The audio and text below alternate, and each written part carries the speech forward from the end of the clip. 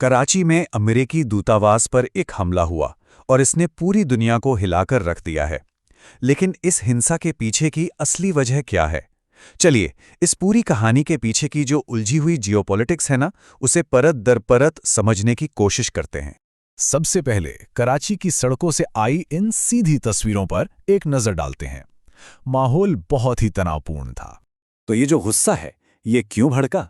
ये असल में एक बदला है ईरान के सर्वोच्च नेता अली खामेनी की हत्या का, जिन्हें एक अमेरिकी इजरायली मिसाइल हमले में मारा गया था। और इस घटना के बाद पाकिस्तान में शिया और सुन्नी दोनों समुदाय अमेरिका के खिलाफ एक साथ सड़कों पर उतर आए हैं। तो चलिए अब जरा गहराई में जाते हैं और देखते हैं कि ये पूरा मामला कैसे शुरू हुआ, कैसे एक विरोध प्रदर्शन एक जानलेवा टकराव में बदल गया। तो हुआ ये कि प्रदर्शनकारी कराची में अमेरिकी दूतावास के परिसर में घुस गए और उनके हाथों में थे हिजबुल्लाह के झंडे। जो चीज़ एक प्रोटेस्ट की तरह शुरू हुई थी, वो बहुत जल्दी हिंसक हो गई। खिड़कियां तोड़ी जाने लगीं, आग लगा दी गई और इमारत के अंदर घुसने की ज़बरदस्त कोशिशें हुईं।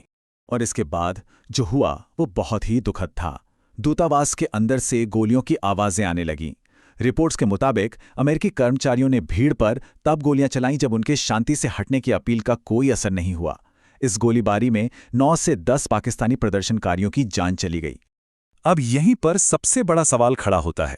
पाकिस्तान, जिससे अमेरिका का एक सहयोगी माना जाता है, वहां अमेरिका के खिलाफ इतना जबरदस्त गुस्सा क्यों? देखिए, इस सवाल का जवाब ना पाकिस्तान की आबादी में छिपा है।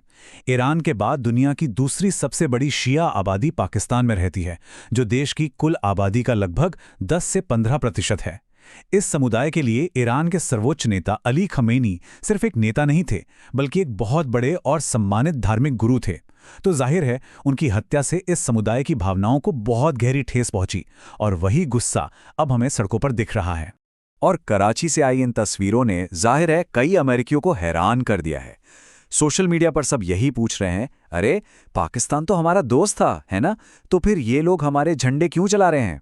ये सवाल दिखाता है कि इस क्षेत्र की जटिलताओं को लेकर समझ की कितनी बड़ी कमी है।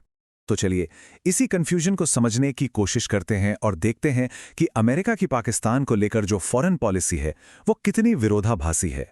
अमेरिका और पाकिस्तान के बयानों में ये विरोधाभास साफ साफ दिखता है।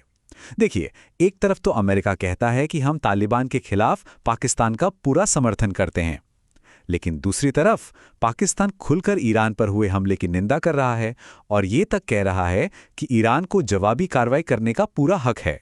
और इस कंफ्यूजन को और भी बढ़ा देते हैं डोनाल्ड ट्रंप के बयान। उन्होंने पाकिस्तानी नेता असीम मुनीर को मेरा पसंदीदा फील्ड मार्शल और शहबाज शरीफ को मेरा पसंदीदा प्रधानमंत्री तक कह डाला। मतलब जमीनी हकीकत कुछ और है, जहां अमेरिकी विरोधी भावनाएं उफान पर हैं और बयानों में कुछ और ही चल रहा है।